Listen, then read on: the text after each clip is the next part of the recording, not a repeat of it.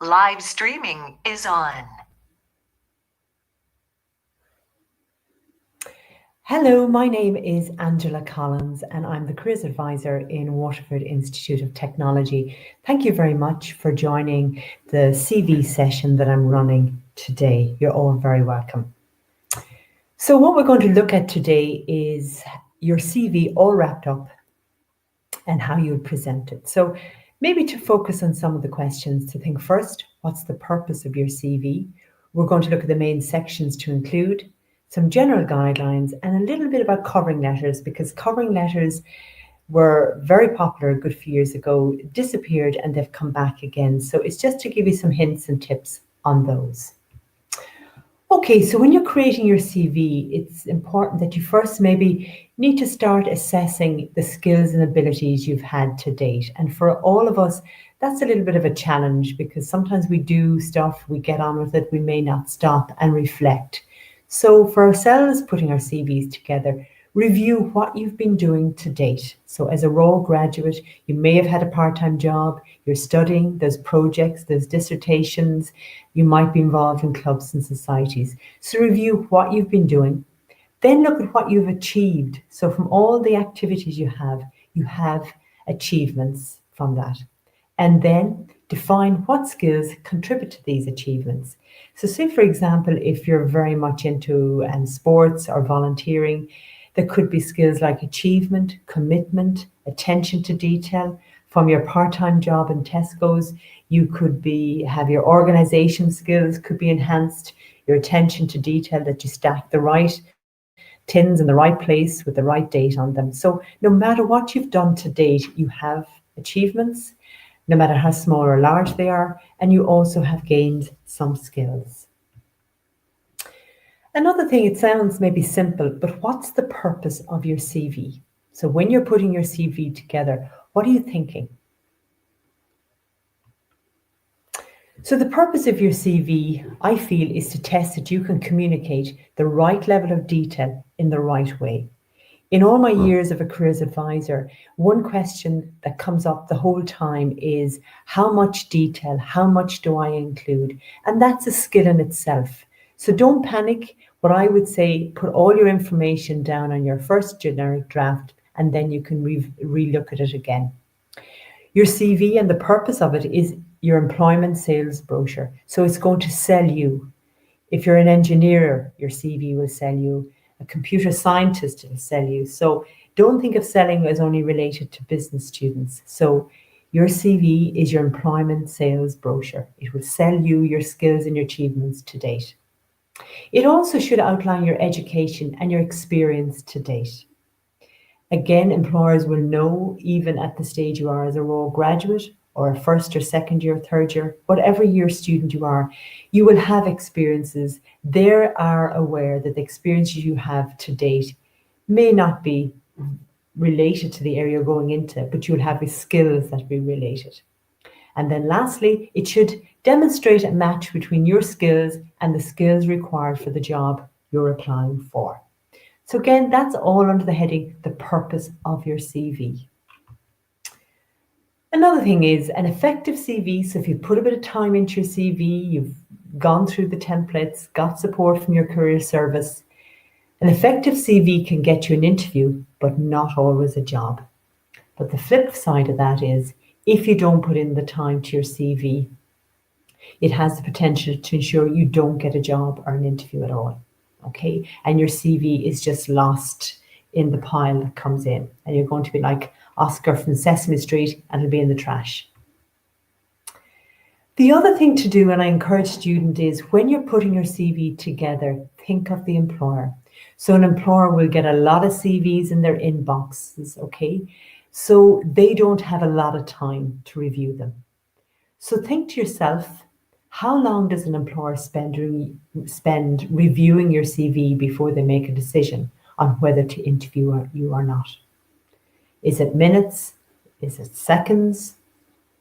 So it is down to seconds.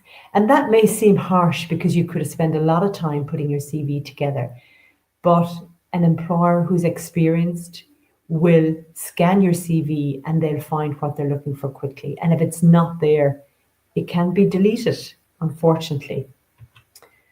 So I would always encourage an employer when they're putting together a job spec to give as much detail as possible, which in turn then will help you as a student or graduate when you're applying. So hopefully the employer will define the role and the job, so they'll tell you what they're looking for. They will identify the key skills and attributes for that job, so they will be written down. Then they'll either design an application form, if they're using one, or they will scan your CV to see and gather the evidence. Did you put in those key skills and attributes? And then that's where the shortlisting begins. So they're looking for a match between the candidate and the job spec. So they've told you, this is the job, this is the role, these are the key skills we require and aptitudes. Have you looked at those and have you put those into your CV? So remember, the clue to what one should put in their CV can often be in the job advert. So keep that in mind. Always look at the job description and give them back what they're looking for. And that is called targeting your CV to the job you're going for. And a lot of us forget to do that. You have a CV and you say, there's a job, I'm interested in it, and then you press the button and send it. But it's very obvious to employer if you haven't spent the time or you haven't targeted your CV to the job you're going for. So there's 3 rules I recommend when it comes to your CV to keep it simple, clear, and short. And that helps the reader. In my role, I correct thousands of CVs and I send out templates. And it can become very obvious when someone hasn't followed the instructions. And it's the same for an employer. It's my role to correct them and give support and advice. But an employer will say, we told you what you're looking for, but you didn't really take that on board. So customize your CV for every position you're going for.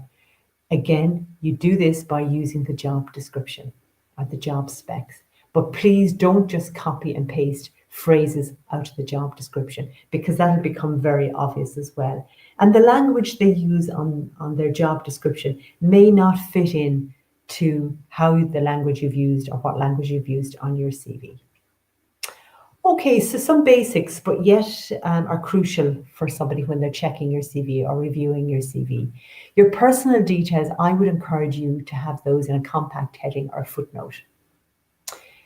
Again, students often ask me, should I put in a career aim, a career objective, or personal profile? My own thoughts, it's optional. If you are going to use one, avoid using broad and flamboyant statements. A lot of us struggle maybe with how we would summarize our career profile to date. So you're inclined to maybe go to the internet, Google some others, you look at it, you like it and say, that sounds fantastic. And then you put it into your CV. But it's maybe written from a particular type of personality for a particular type of role, and it may not sit with you. So again, if you want to put one in, I would try and keep it simple and to the point. Because when I'm interviewing, and if a person has a profile on their CV, I will usually ask them a question about that. I see on your personal profile or your career objective the following. Can you tell me about that? And if you haven't written it, and if you don't feel comfortable about it, you're going to struggle there. So again, keep it simple and to the point, and short as well. So then you're on to your educational qualifications. So whether you're just a raw graduate or going to be graduating soon or in first or second year, you start now and work back. So your education, I would encourage you to name the college you're going to. Again, give the name of the course, the date, so 2019 to date. Educate the employer too about your course. Don't assume they will know what your course covers. So again, focus maybe on the main subjects you've covered as part of it, and any particular projects or assignments or dissertations in it as well. So that will help the employer to give them an idea, because there's lots of different business courses, engineering courses, science courses, computing courses. So again, you may have from your course something that employer is looking for. Another heading to include is things like your computer skills. You know, if there's hardware, so divide it up, hardware, software. If you've got ECDL, or if you're learning a particular language, put that down as well. And then you're down to your employment. So Obviously, if you're a raw graduate or a student, you might have part-time jobs. So again, start now and work back, okay? So when you're writing your work experience as well, you would have the name of the organization, the role you've had, and the dates you've been there. And then you will focus on what are the duties you did while you're doing that job. And then another area I encourage students to put in is what skills did you gain while working there? So that helps you. So if a position comes up and an employer says to you, look, I'm looking at your CV, you don't have any related work experience in that area, you can say you're right, but I do have a set of skills that I gained while working in my part-time job in Tesco's. So with skills gained, show how the skills you gained or used can be transferred into the sector you're going into. So start thinking of skills you've had, and you might take a lot of those for granted. But again, stop and reflect, which I had mentioned earlier in my slides as well. Then you're down to maybe achievements and positions of responsibility. So if there's areas that you've covered in your career to date through hobbies and interests at college, and you're not too sure where to put them, you may put them under achievements and positions of responsibilities. Okay. Then you're down to your interests and hobbies or other activities, and they give you, I suppose, a feel of yourself as an individual compared to somebody else. So that shows that you have a life outside of college and your part-time job. But be careful of the interests and hobbies that you put down and how they may be viewed. So again, don't make them up, but socializing with your friends, spending time on Instagram and Facebook aren't really interests and hobbies. So just keep an eye on that, but certainly don't make them up. Then when it comes to your referees, if you're in college or just left college, it can always be good to have an academic referee named, and then maybe from your part-time job or volunteering as well. But always ask permission when it comes to your referees. So some checklists for your CV as well, and things that I suppose I've put this slide together based on feedback from employers and also from myself of reviewing CVs. Ideally 2 pages, maximum 3. Check your punctuation, your grammar, your spelling, check the consistency of the fonts, that they're all the same, and the size that you're using. And often what can happen because you're busy or you're under pressure for time, you can copy and paste and your CV might be in Arial size 12, and then you're copying something that's Times New Roman numeral and it's a different size. So make sure you check that out, because you may mention one of the skills that you have is good attention to detail, and yet it's very obvious from the reader that there are spelling mistakes. You've indented here, you've used bullet points here, and you've tabbed someplace else. So keep an eye on that. Always check formatting, especially if you're emailing it. So before you send it off, get somebody to review it and check it for you. So connect with your career services. And also then when it's checked, save it as a PDF, because you're not too sure when you're sending it to somebody if the format will change. Another thing I would encourage you to do is look at the layout. A lot of people, when they're doing their CVs, they can write in a Word document, and there's quite large footers and there's quite large margins. So again, you don't need those to be very wide or large. So keep an eye on that, because it can look like chunks of text when the reader is reading it. Always proofread it. I mentioned next, don't have any gaps in your history. So what I mean by that, if you started college, started in one college and one course, then you felt by Christmas it's not for me, you left, then you went to another college or you changed courses. Account for that. Don't have gaps, because gaps will always cause questions. But sometimes when I talk to students about this, they feel that might not be viewed very well. An employer might see them as somebody who dropped out, they're not reliable. Own it. Say, look, I started in Waterford Institute of Technology, a degree in law. Come by Christmas, I really thought, look, it wasn't what I wanted. So I finished and got a part-time job, spent some time reviewing my next course, and I'm really, as you can see, I'm getting on well in it. So don't leave gaps, okay? The other thing too, as a student, it's understandable you might have a lot of part-time jobs. So again, you might have weekend works, you might do something for the longer holiday period. So, try and put it together as best you can. And you might say, look, from 2018 to 2020, I had a number of part-time jobs in the hospitality, catering, babysitting. So account for the time and don't leave the gaps. The next heading, avoid using personal pronouns. Of course, it's your CV, so you're going to say I a lot. But when somebody's reading thousands and hundreds of CVs, using I the whole time is quite hard on the reader. So if you avoid using I and use an action word instead. So organized, planned, initiated, took responsibility for. Again, there's no need to have the first page of your CV written CV, or if you're printing off your CV and handing it in, you don't need a binder. So a covering sheet is just a waste of paper, okay? A big thing I would encourage you, and if you're in front of me and I was presenting this to you, I'd probably ask for a show of hands here and say to you, how many people have saved their CV under the heading My CV? Because I get a lot of CVs to correct and they are saved as My CV. So always save your CV using your name. Another thing I would recommend is maybe to avoid using tables that are visible. Again, it's quite hard on the reader.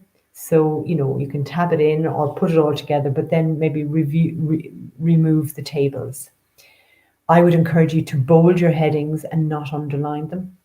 And certainly don't bold and underline. Again, always think of the reader, and somebody who's reading your CV is reading a lot of CVs. Another good hint can be maybe to use bullet points instead of using long narrative sentences. Because if you use a long sentence, it takes up more space and it can be very texty. So again, use bullet points. I'd encourage you, as I said earlier on as well, to use some action words when you're writing up your duties and activities and your interests and hobbies. No photographs in your CV. And again, I would say to use black and white, and color on CV, wouldn't recommend it. If you're going into the graphic design sector or creative industries, you have a completely different CV. But other than that, I would say type up your CV as a Word document. People read from left to right across your page. So use the space that you have and have your headings, and the headings will draw the reader to the areas you want them to focus on. So this is a CV template that I find from working with employers and getting feedback works well. It's simple. So curriculum vitae is written up at the top. You then have your name, your address, your LinkedIn profile, your telephone number, and your email. And it's simple. They can get the information they want there. As I said earlier on, your education. If you're in third level, you start now and work back. The date you started, the college you're in, give the full title of your course. And the thing I often find what happens is sometimes people are doing a BSc, they're not too sure they're doing a BSc or a BA, and they don't put it down, or they say, I'm doing a BA in engineering, and it should be a BSc in engineering or a BEng. So check the title of your course.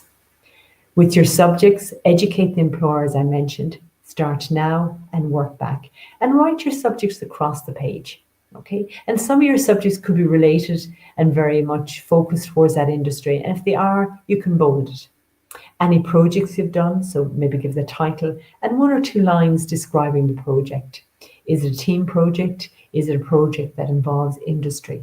Because your project could be of an area that interests the employer.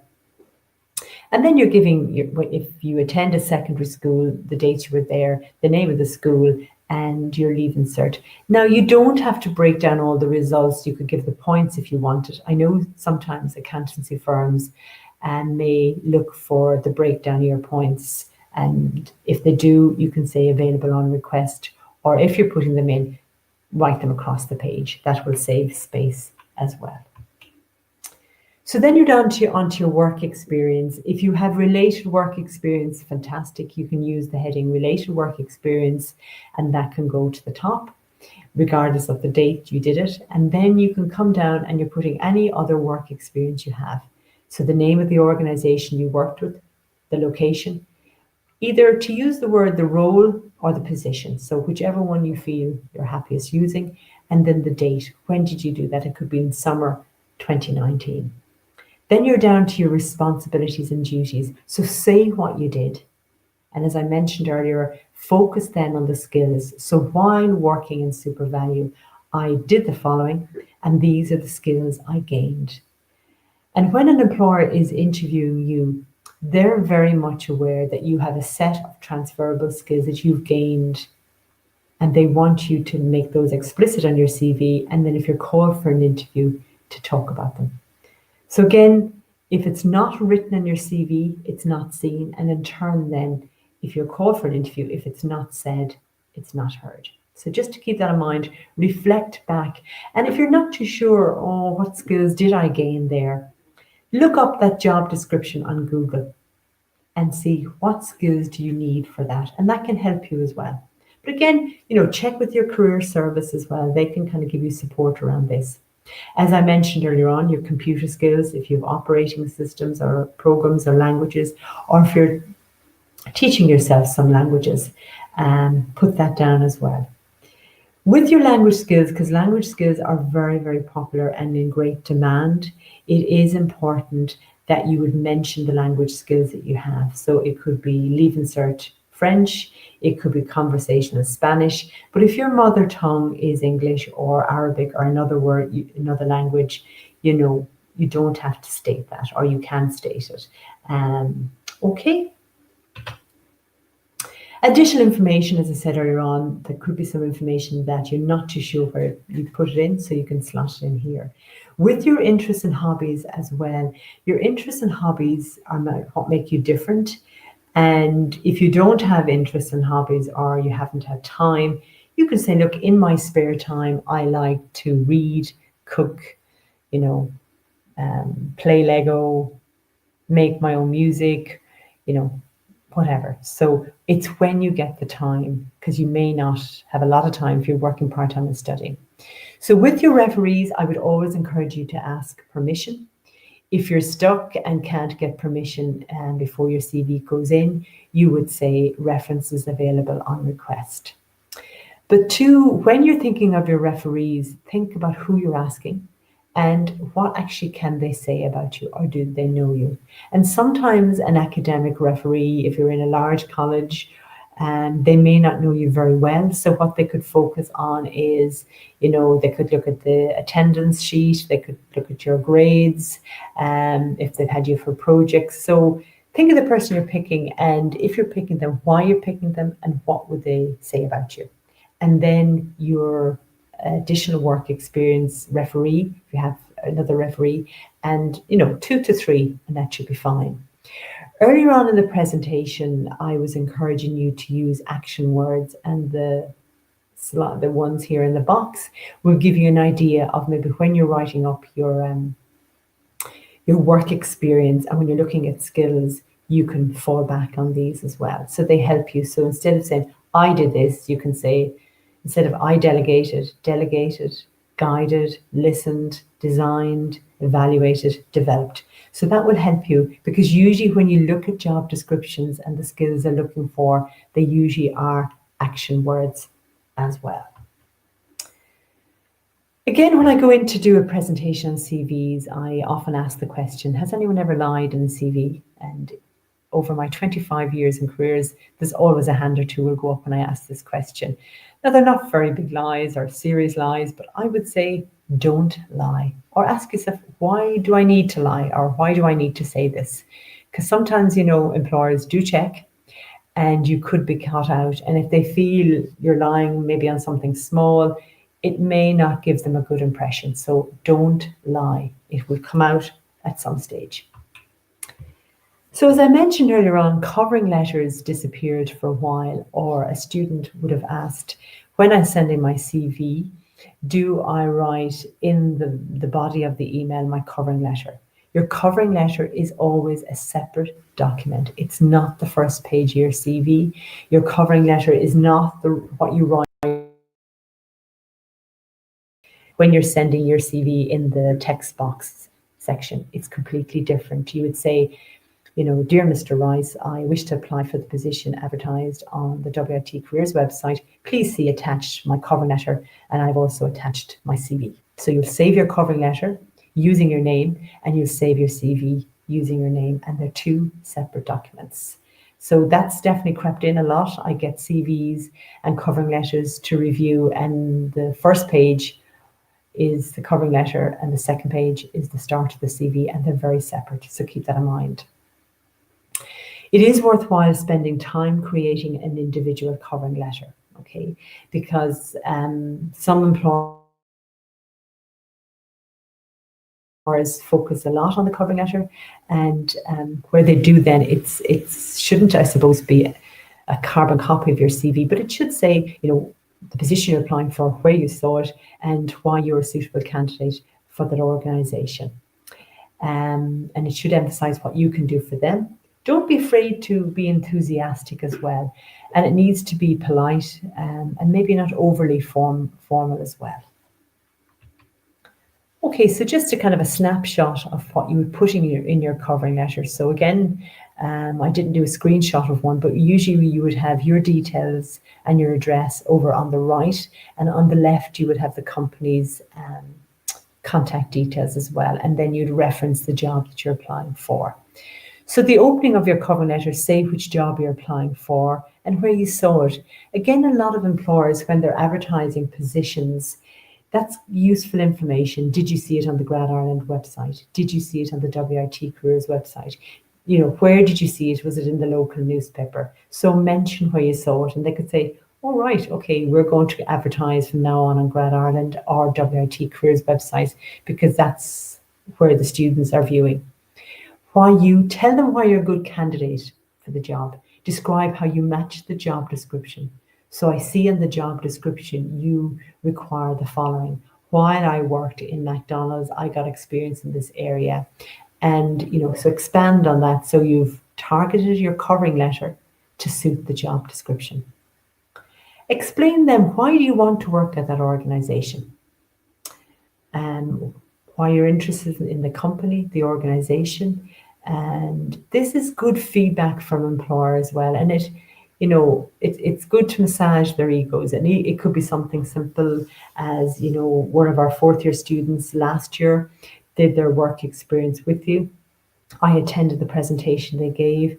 I was really impressed with the roles and responsibilities they got while they were there and what they gained from it. And that's really, I suppose, given back some very valuable feedback and information to employers. So you like the job, you've listened to somebody and spoke to somebody who's worked there. So it's a double win for the organisation. And then you've sat down and thought about this as well. So the end of your covering letter is, I suppose, referencing your CV and your availability. A small hint too, I would say to you, where at all possible, know who you are writing to. So try and address it to a dear Mr. or dear Angela. Try and have a name, because for a lot of us, when you get a dear sir and madam, you probably don't take it seriously. So try and find out who you're addressing it to. And then if you have a name person, you finish it with yours sincerely. If it's dear sir and madam, it's yours faithfully. So just in summary, some do's and don'ts. So when it comes to your CV, construct your CV with your prospective employer in mind. So again, look back at the job description and target your CV for it. Tailor your CV to the job. It shouldn't be your life story, but it should be tailored, as I said, for the specific job you're going for, and focus on the most important parts of the job as well. Make your CV clear, neat and tidy, and get somebody to check it before you send it. You don't want it all squashed together, okay? Again, your CV should be easy to read with space between it. I know you're trying to compact a lot of information into 2 pages, but make sure there's space between the different sections, okay? Some more do's. Review your experience in a positive light. So try and look objectively at your experience. So even if you've had a part-time job that you didn't like, you would have gained something from it. You got pocket money, you got skills, and look at what you learned there and what skills you developed in the process. Again, it's important to use, if you've got 2 pages that you want to get your information down, place the important information up front. Don't have somebody looking for it, okay? As I said to you, start now and work back. So that's writing your education, your experience in reverse chronological order. So the most important and the most recent first. Again, look at your experience and your interest and the skills you developed. Another hint can be, I suppose, using footers and head notes is that you put your name and address on every page, and using the footer or header will do that for you, just in case when they're printed off, it may get mislaid. Again, use positive language in your CV. So organized, planned, initiated. Quote, again, if you're going to have skills down, quote concrete outcomes to support your claim. So if you said you had a particular skill or achievement, be able to back it up. So for example, while working in such a place, I reduced the development time from 7 days to 3 days on my part-time job. Or the company, this changed the company's infrastructure and led to reduction of overheads from 23,000 down to 17. So again, if you're saying something, have concrete evidence to back it up. Don't include information which may be viewed negatively. Again, don't include things that might discriminate you. So you don't need to put in your date of birth, your marital status, your race, your gender, your disability. Okay. Don't include information about salary expectations as well. And don't make your CV more than 2 pages long. It might go on to 3, but get someone to have a look at it, and then you can see where I can reduce it. And if you use bullet points and action words, it can help you rather than having long sentences, because long sentences will take up the space. Don't dilute the message as well. Often you might have had loads of experience and achievements in your hobbies and interests, and you're writing a half a page about those, and you're diluting the message about maybe additional work experience or coursework that's more related. Okay, so keep an eye on that. For all of us, we're inclined to use jargon and acronyms and technical terms that relate to what we're doing, but don't assume everyone knows what those are. Okay. And don't lie on your CV, and don't include a photograph. Okay, so you may have popped in some questions as I was going through the presentation.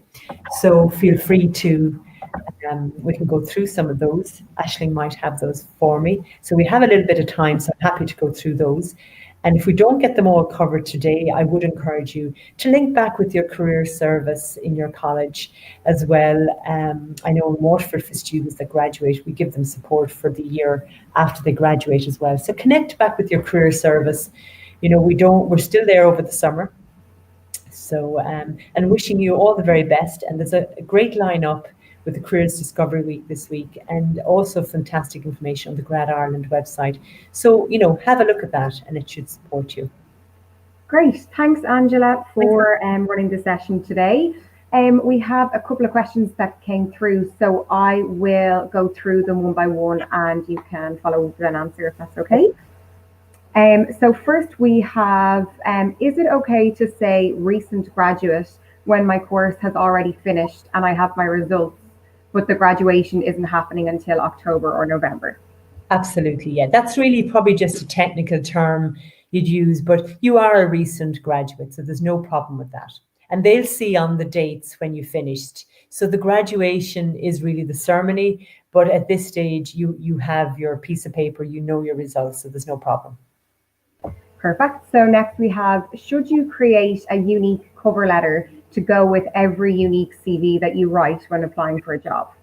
Absolutely. So you're targeting your CV, and that's a good question. So you're targeting your CV for a particular job, and that means you've looked at the job description, the organization, the role, and in turn then your covering letter should match that as well. And you can include phrases like, I see from the job description you mentioned to have experience or skills in the following area.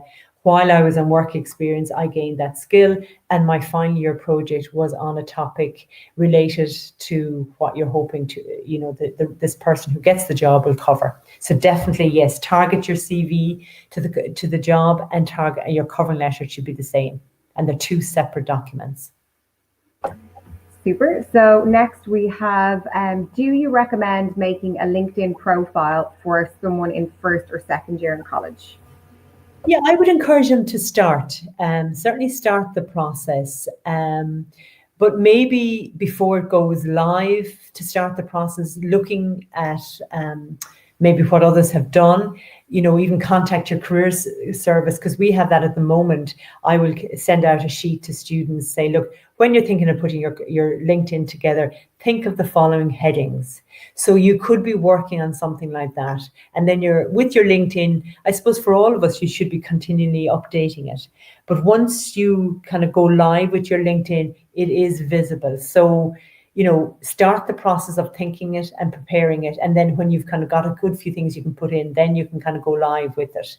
But do look at others and kind of keep an eye on it. So kind of having a professional profile, what are you going to say about yourself, about your course, so definitely start it. Yes, it's no harm. Great. So the next one has actually come up a couple of times from a few different people. So I had a summer internship this summer, but it was cancelled due to the virus. I still have a 2-week virtual program organized by the firm for all their interns. Should I mention this under work experience, or is it the same thing? Yeah, I think you can put under work experience, because it is work experience. Yeah, I definitely would include it. And people, employers are going to, be aware of this. So there's no panic at all. But, that person's kind of got some experience. But if you don't, under that heading, you could say, look, I've watched 3 webinars on the following. I've taken part in the Careers Discovery Week here that's running. As part of that week, I did a CV session, I did an interview, I joined a panel discussion, I got my CV reviewed. So you're actively using your time, because in one way, for an employer, they'd say, look, what have you been doing? I've been applying for jobs. What does that mean? And what it means is I've taken part in the Careers Discovery Week. Our career service run 2 webinars a week. I've linked into those. The titles were this. So you're learning in a different way, so definitely use this time constructively. Hopefully that's answered. Was that clear enough there, Alison, for that? Yes, thanks, Angela. Another one here I have is, if I have 6 or 7 years gap from work and a job, do I still put this into my CV? Yes, I think what you would say there, and I kind of alluded to that a little bit and earlier on, but I suppose what you would say, maybe during that time, ask yourself, okay, well, what was going on during that time? And it could be in a recession, it could have been time out, career break, it could be family matter. But you could say, look, from 2005 to 2010, I had a number of part-time jobs, or I was working, I was looking after a family member, or I took a career break. Account for the time and then ask yourself, well, look, what was going on during that time and how am I going to word that? But don't leave a big gap, because gaps, people will say, well, what was going on during that time? Whereas if you've said, during this time, I had a number of part-time jobs, I was caring for a family member, worked weekends.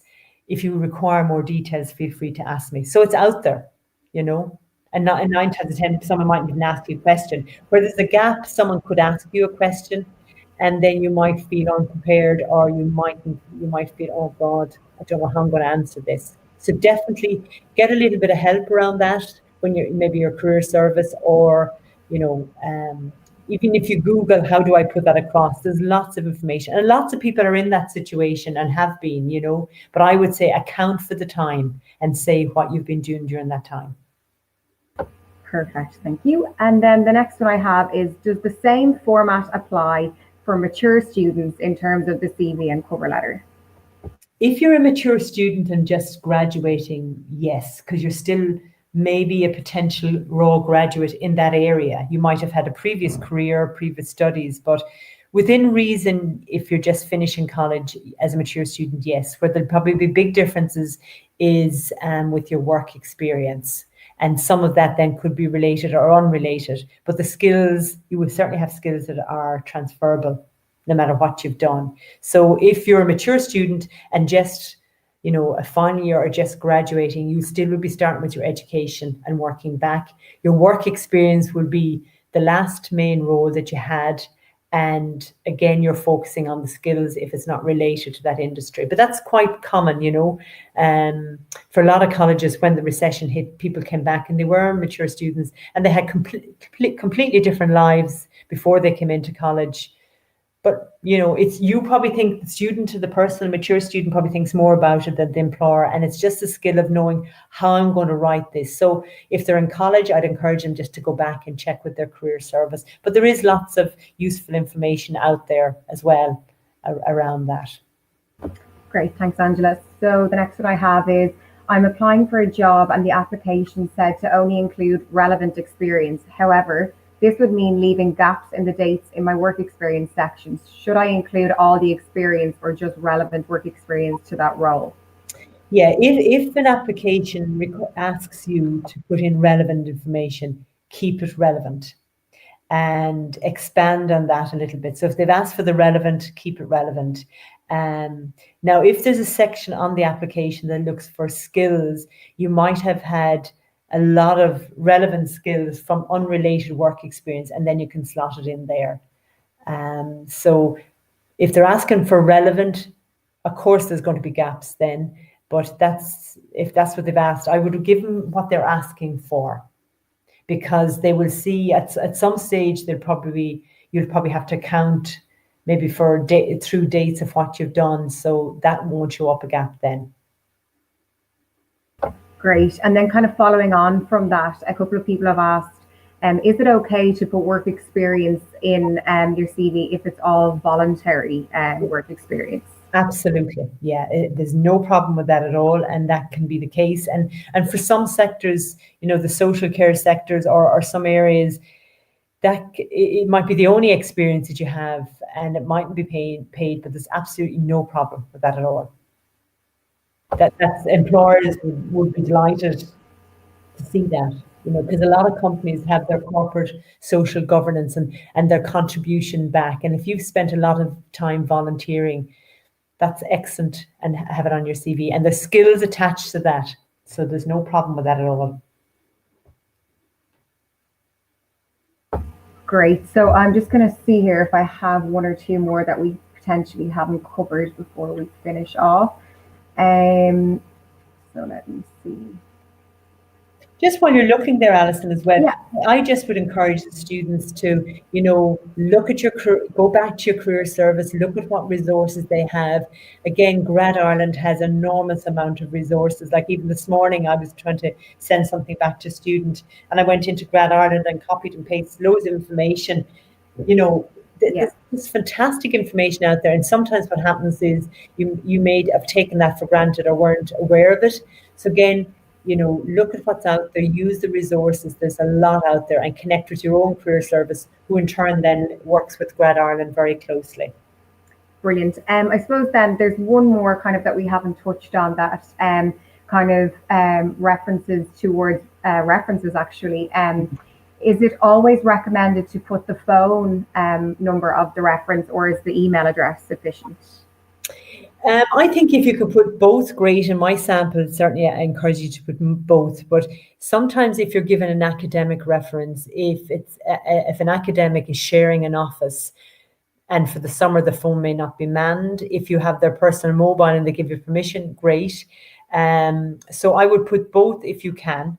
But the email can be handy, because for a lot of employers, they want to send out a particular reference form, so that can be handy. Or they may want to ring you as well. And then if the referee will probably get an email saying, look, can we talk to you about Angela, or arrange a time? And they may have a questionnaire that they verbally go through with the referee as well. But I would give both, give the position, but also tell your referee the jobs that you're going for.